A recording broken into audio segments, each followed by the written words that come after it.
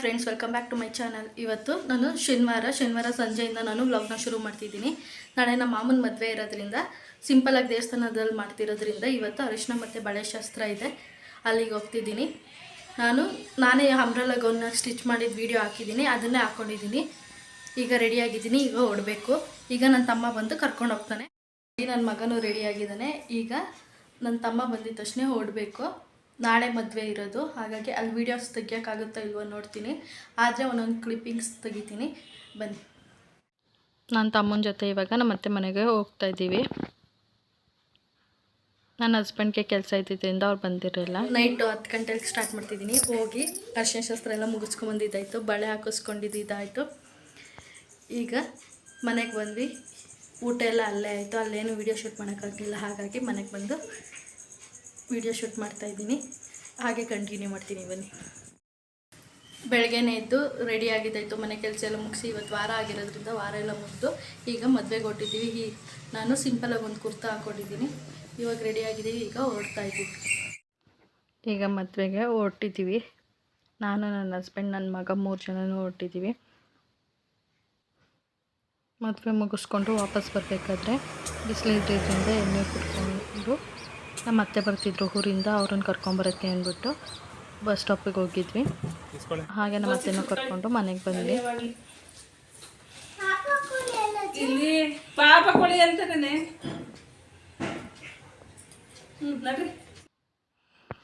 ಇವಾಗ ನಮ್ಮ ಅತ್ತೆನೂ ಕರ್ಕೊಂಡು ಮನೆಗೆ ಬಂದ್ವಿ. ನಮ್ಮ ಅತ್ತೆ ಊರಿಂದನೇ ಕೋಳಿ ಸಾಕಿದ್ದಾರೆ, ಅಲ್ಲಿಂದನೇ ನಾಟಿ ಕೋಳಿನ ಕಟ್ ಮಾಡಿಕೊಂಡು ತೊಗೊಂಬಂದಿದ್ರು.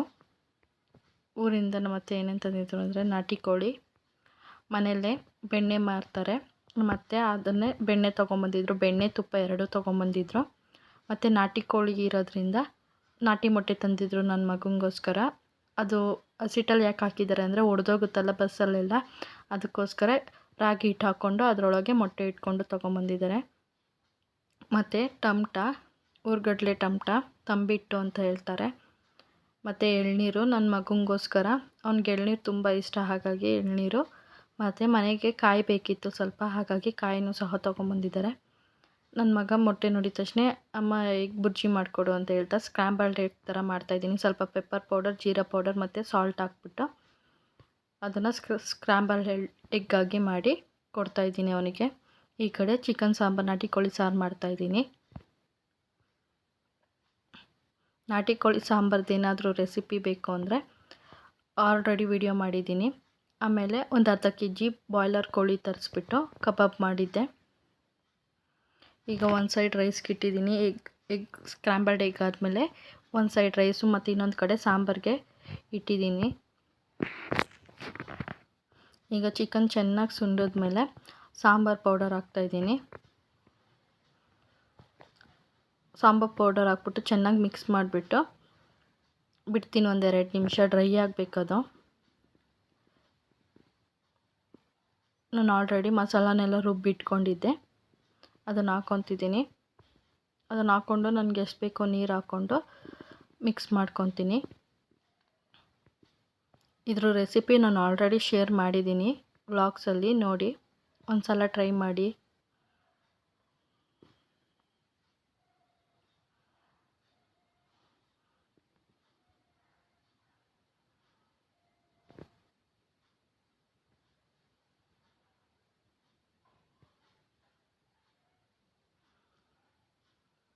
ಮೊಟ್ಟೆ ಕೋಳಿ ಆಗಿರೋದ್ರಿಂದ ಮೊಟ್ಟೆ ಗುದ್ದಿನೂ ಇತ್ತು, ಅದನ್ನು ಹಾಕ್ಕೊತಿದ್ದೀನಿ. ಈಗ ಸಾಂಬಾರು ನೀರೆಲ್ಲ ಹಾಕ್ಕೊಂಡ್ಮೇಲೆ ಲಾಸ್ಟಲ್ಲಿ ಹಾಕ್ಕೊತಿದ್ದೀನಿ.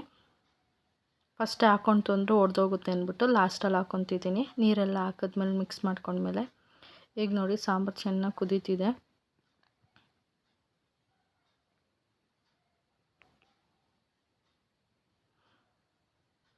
ಸಾಂಬಾರು ಮಾತ್ರ ಸಖತ್ತಾಗಿತ್ತು.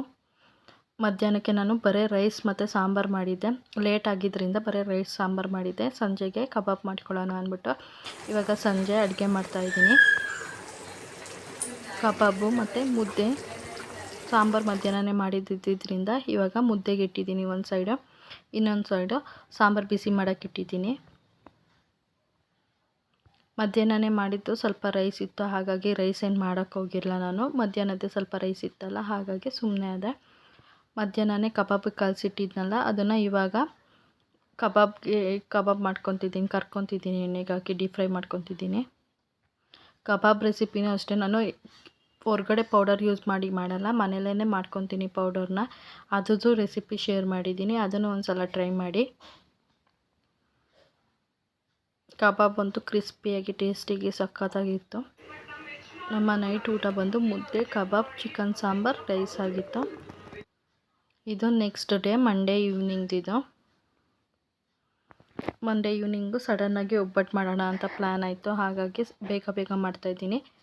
ನಾನು 1.5 ಕಪ್ ಆಗೋಷ್ಟು ಮೈದಾ ಹಿಟ್ಟನ್ನ ಹಾಕ್ಕೊತಿದ್ದೀನಿ. ಫಸ್ಟು ಹಿಟ್ಟನ್ನು ರೆಡಿ ಮಾಡ್ಕೊತಿದ್ದೀನಿ. ಅರ್ಧ ಕಪ್ಪಷ್ಟು ಚಿರೋಟಿ ರವೆ, ನೀವು ಬೇಕಾದರೆ 1 ಕಪ್ ಕೂಡ ಹಾಕ್ಕೋಬೋದು. ನಾನು ಸಮ ಪ್ರಮಾಣದಲ್ಲಿ ತೋರಿಸ್ತಿದ್ದೀನಿ. ಈಗ ಟೋಟಲ್ 2 ಕಪ್ಸ್ ಆಯಿತು. 1 ಚಿಟಿಕೆ ಉಪ್ಪು, 1 ಚಿಟಿಕೆ ಅರಿಶಿನ ಹಾಕ್ಕೊಂಡು ಹಾಗೇ ಡ್ರೈ ಆಗೇ ಮಿಕ್ಸ್ ಮಾಡ್ಕೊತೀನಿ. ಫಸ್ಟು ನಾನೆಲ್ಲ ಒಂದೇ ಬೌಲಲ್ಲಿ, ಬೇಳೆನೂ ಅಷ್ಟೇ ಮತ್ತು ಹಿಟ್ಟನ್ನು ಅಷ್ಟೇ ಒಂದೇ ಬೌಲಲ್ಲೇ ಮೆಷರ್ ಮಾಡ್ತಾಯಿದ್ದೀನಿ. ಅಂದರೆ ಫಸ್ಟ್ ಟೈಮ್ ಮಾಡ್ತಿರೋರಿಗೆ ಈಸಿ ಆಗಲಿ ಅಂದ್ಬಿಟ್ಟು. ಇವಾಗ ಸ್ವಲ್ಪನೇ ನೀರು ಹಾಕ್ಕೊಂಡು ಚೆನ್ನಾಗಿ ಕಲಿಸ್ಕೊತಿದ್ದೀನಿ. ಮೇಯ್ನ್ ಹಿಟ್ಟು ಚೆನ್ನಾಗಿ ನಾದ್ಕೊಂಡು, ಅದು ಚೆನ್ನಾಗಿ ನಾದಿದಷ್ಟು ಚೆನ್ನಾಗಿ ಬರುತ್ತೆ.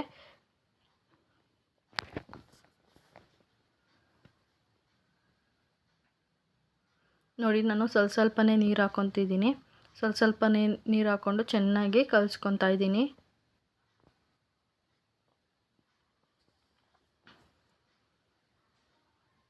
ಹಿಟ್ಟು ಚೆನ್ನಾಗಿ ನಾದ್ಕೊಂಡಿಲ್ಲ ಅಂದರೆ ಹರಿದೋಗೋ ಚಾನ್ಸಸ್ ಇರುತ್ತೆ. ಹಾಗಾಗಿ ಫಸ್ಟು ನೀವು ಹಿಟ್ಟನ್ನು ಚೆನ್ನಾಗಿ ನಾದ್ಕೊಂಡು ಬೇಳೆ ಬೇಯಿಸ್ಕೊಳ್ಳೋಕ್ಕಿಂತ ಮುಂಚೆನೇ ಒಂದು 2 ಅವರ್ಸ್ ಆದರೂ ಬಿಡಬೇಕು, ಆಗ ಚೆನ್ನಾಗಿ ಬರುತ್ತೆ. ನೋಡಿ, ಈಗ ನಾನು ಕಲಿಸ್ಕೊಂಡಿದ್ದೀನಿ ಚೆನ್ನಾಗೆ.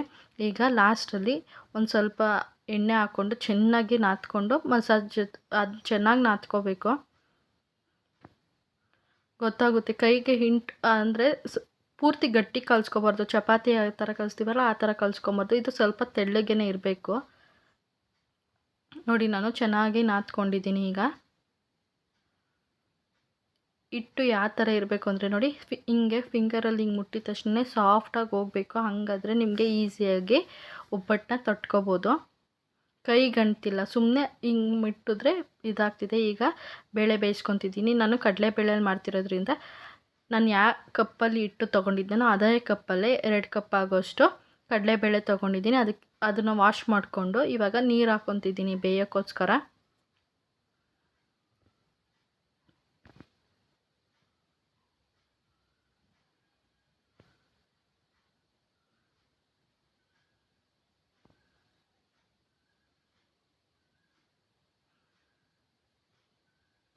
ನೀರು ಹಾಕ್ಬಿಟ್ಟು ಒಂದ್ಸಲ ಮಿಕ್ಸ್ ಮಾಡ್ಕೊತಿದ್ದೀನಿ.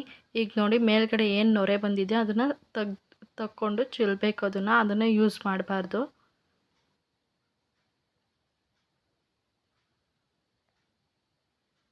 ನೋಡಿ, ಈಗ ಎಲ್ಲ ತಕ್ಕೊತಿದ್ದೀನಿ ನಾನು.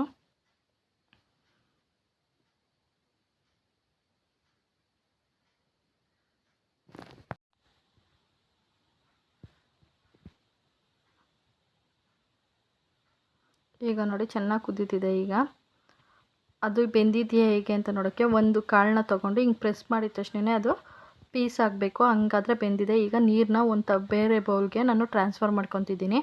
ಸ್ವಲ್ಪ ನೀರು ಇರಬೇಕು, ಪೂರ್ತಿ ನೀರು ಬಗ್ಗಿಸ್ಕೋಬಾರ್ದು. ಅದಕ್ಕೆ ನಾನು 2 ಬೌಲ್ ಆಗೋಷ್ಟು ಯಾವ ಬೌಲಲ್ಲಿ ನಾನು ಬೇಳೆ ತೊಗೊಂಡಿದ್ದೋ ಅದೇ ಬೌಲಲ್ಲೇ 2 ಬೌಲ್ ಆಗೋಷ್ಟು ನಾನು ಬೆಲ್ಲನ ತೊಗೊಂಡಿದ್ದೀನಿ. ಬೆಲ್ಲನ ಹಾಕ್ಕೊಂಡು ನಾನು ಕರ್ಗಕ್ಕೆ ಬಿಡ್ತಿದ್ದೀನಿ ಬೆಲ್ಲನ. ಇಲ್ಲಾಂದರೆ ನೀವು ಬೆಲ್ಲದಲ್ಲಿ ಜಾಸ್ತಿ ಕಲ್ಲು ಇದೆ ಅನಿಸಿದ್ರೆ ಸಪ್ರೇಟಾಗಿ ನೀರು ಹಾಕ್ಕೊಂಡು ಬೆಲ್ಲನ ಕರಗಿಸ್ಕೋಬೇಕು. ಪಾಕ ಏನು ಮಾಡೋ ಅವಶ್ಯಕತೆ ಇಲ್ಲ. ಈಗ ಸ್ವಲ್ಪ ಏಲಕ್ಕಿ, 1 ಬೌಲ್ ಆಗೋಷ್ಟು ಕಾಯಿ, ನಾನೆಲ್ಲ ಒಂದೇ ಬೌಲಲ್ಲೇ ಮೆಷರ್ ಮಾಡಿರೋದು. ಅದನ್ನು ಹಾಕ್ಕೊಂಡು 1-2 ನಿಮಿಷ ಬೇಯಿಸ್ಕೋಬೇಕು.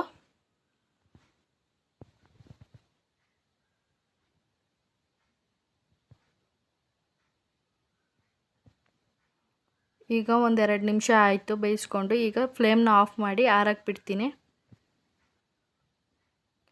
ಈಗ ನೋಡಿ, ಆರ್ಕೊಂಡಿದ್ದೆ. ನಾನು ಒಂದು ½ ಅನ್ ಅವರ್ ಬಿಟ್ಟಿದ್ದೆ. ಇವಾಗ ಆರ್ಕೊಂಡಿದ್ದೆ. ಈಗ ಒಂದು ಮಿಕ್ಸಿ ಜಾರ್ಗೆ ನಾನು ಸ್ವಲ್ಪನೇ ಹಾಕ್ಕೊಂಡು ರುಬ್ಕೊಂಬರ್ತೀನಿ. ಮಿಕ್ಸಿ ಜಾರಲ್ಲಿ ನೀವು ರುಬ್ಬಲ್ಲ ಅಂದರೆ ಇದು ರಾಗಿ ಮಿಲ್ಲೆಲ್ಲ ಮಾಡ್ತಾರಲ್ಲ ಅಲ್ಲಿ ರುಬ್ಕೊಡ್ತಾರೆ. ನೋಡಿ ಫುಲ್ ನೈಸಾಗಿ ರುಬ್ಕೊಂಬಂದಿದ್ದೀನಿ. ಸ್ವಲ್ಪನೇ ಹಾಕ್ಕೊಂಡು ರುಬ್ಕೊಂತು ಅಂದರೆ ನೀಟಾಗಿ ಆಗುತ್ತೆ ಅದು ಹೂರಣ.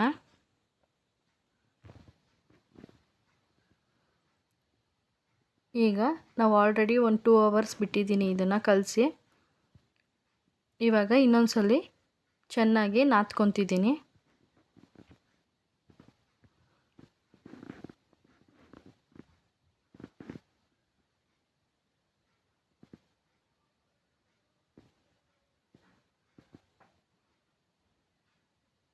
ಈಗ ನೋಡಿ ಉಂಡೆ ಮಾಡಿದ್ರೆ ಹೀಗೆ ಬರಬೇಕು. ಈಗ ಹೂರಣನ ಒಂದೊಂದೇ ಉಂಡೆ ಮಾಡ್ಕೊತಿದ್ದೀವಿ. ಇವಾಗ ಹೂರಣ ಎಲ್ಲ ಮಾಡ್ತಿರೋದು ತಡ್ತಿರೋದೆಲ್ಲ ನಮ್ಮಮ್ಮ. ನಾನು ತಡ್ತೀನಿ ನೀನು ವೀಡಿಯೋ ಮಾಡ್ಕೊ ಅಂತ ಹೇಳಿದ್ರು, ಹಾಗಾಗಿ ಇನ್ನು ಮಿಕ್ಕಿದ್ದೆಲ್ಲ ರೆಡಿ ಮಾಡಿದ್ದು ನಾನು. ಈಗ ಒಂದೊಂದೇ ಉಂಡೆ ಮಾಡ್ಕೊಂಡು ಹೂರಣನ ಸೈಡ್ಗೆ ಇಟ್ಕೊತಾ ಇದ್ದೀವಿ. ಈಗ ಸ್ವಲ್ಪ ಹಿಟ್ಟು, ನೀವು ಯಾವ ಪೋರ್ಷನಲ್ಲಿ ಉಂಡೆ ಮಾಡ್ಕೊಂಡಿರ್ತೀರೋ ಅದಕ್ಕಿಂತ ಸ್ವಲ್ಪ ಚಿಕ್ಕದಾಗಿ ನೀವು ಉಂಡೆನ ಮಾಡ್ಕೋಬೇಕು. ಪಕ್ಕದಲ್ಲಿ ಒಂದು ಬೌಲಲ್ಲಿ ಎಣ್ಣೆ ಇಟ್ಕೊಳ್ಳಿ ತಟ್ಟಕ್ಕೋಸ್ಕರ. ನೋಡಿ ಹೀಗೆ ಇದು ಮಾಡಿಕೊಂಡು ಹೂರಣನ ಮಧ್ಯಕ್ಕೆ ಇಟ್ಕೊಂಡು ಹೀಗೆ ಫೋಲ್ಡ್ ಮಾಡ್ಕೋಬೇಕು. ಪರಾಟಾಸ್ಗೆಲ್ಲ ಮಾಡ್ತೀರಲ್ಲ ಹಾಗೆ. ಅದು ಹೂರಣ ನಿಮಗೆ ಕಾಣಿಸ್ಬಾರ್ದು, ಆ ಥರ ಫೋಲ್ಡ್ ಮಾಡ್ಕೊಳ್ಳಿ. ನೋಡಿ ಈಗೆಲ್ಲ ಮಾಡ್ಕೊಂಡಿದ್ದಾಯಿತು. ಈಗ ತಟ್ಕೊಳ್ಳೋದು ಅಷ್ಟೇ. ಸಾಫ್ಟಾಗಿ ಬರುತ್ತೆ. ಟೇಸ್ಟೂ ಸಹ ಈ ಪ್ರಕಾರ ನಾನು ಯಾವ ಮೆಷರ್ಮೆಂಟಲ್ಲಿ ತೋರಿಸಿದ್ದೀನೋ ಆ ಮೆಷರ್ಮೆಂಟಲ್ಲಿ ಮಾಡಿ ತೋರಿಸಿ. ಇವಾಗ ನೀವು 1 ಕಪ್ ಬೇಳೆ ಹಾಕೊಂತು ಅಂದರೆ 1 ಕಪ್ ಬೆಲ್ಲ ಹಾಕ್ಕೊಳ್ಳಿ.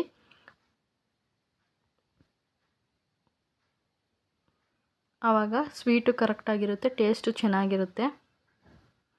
ಕಾಯಿ ನೀವು ಬೇಕಾದರೆ ಜಾಸ್ತಿನೂ ಹಾಕೋಬೋದು, ಇಲ್ಲ ಕಡಿಮೆನೂ ಹಾಕೋಬೋದು. ಕಾಯಿಂದ ನಿಮಗೇನು ಡಿಫ್ರೆನ್ಸ್ ಆಗೋಲ್ಲ. ಇವಾಗ ಕಾಯಿ ಏನಾದರೂ 1 ಬೌಲ್ ಹಾಕ್ತೀನಿ ಅಂದರೆ ಅರ್ಧ ಬೌಲಷ್ಟು ಬೆಲ್ಲನ ಜಾಸ್ತಿ ಹಾಕಬೇಕು. ಈಗ ನೋಡಿ ಒಂದು ತವನ ಕಾಯಕ್ಕೆ ಇಟ್ಟಿದ್ದೀನಿ. ಈಗ ತವಕ್ಕೆ ಎಣ್ಣೆನ ಸವರಿ ಕಾಯಕ್ಕೆ ಬಿಟ್ಟಿದ್ದೀನಿ. ಈಗ ಕಾಯ್ತು. ಈಗ ಒಬ್ಬಟ್ಟನ್ನ, ತಟ್ಟಿರೋ ಒಬ್ಬಟ್ಟನ್ನು ಹಂಚ್ ಮೇಲೆ ಹಾಕ್ಕೊಂಡು 2 ಕಡೆನೂ ನೀಟಾಗಿ ಬೇಯಿಸ್ಕೋಬೇಕು.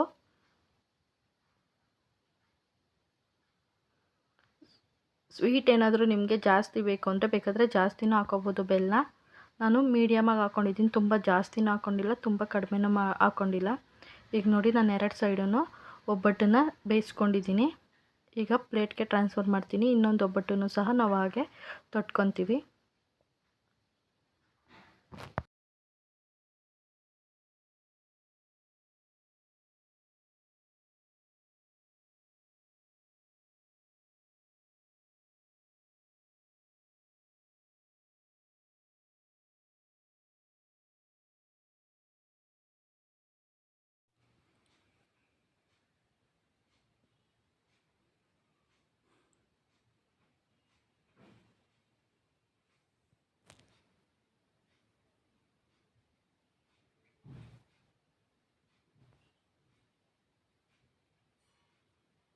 ತಟ್ಟಿ ಹಾಗೇ ಹಂಚ್ ಮೇಲೆ ಹಾಕೋದು ಅಷ್ಟೇ.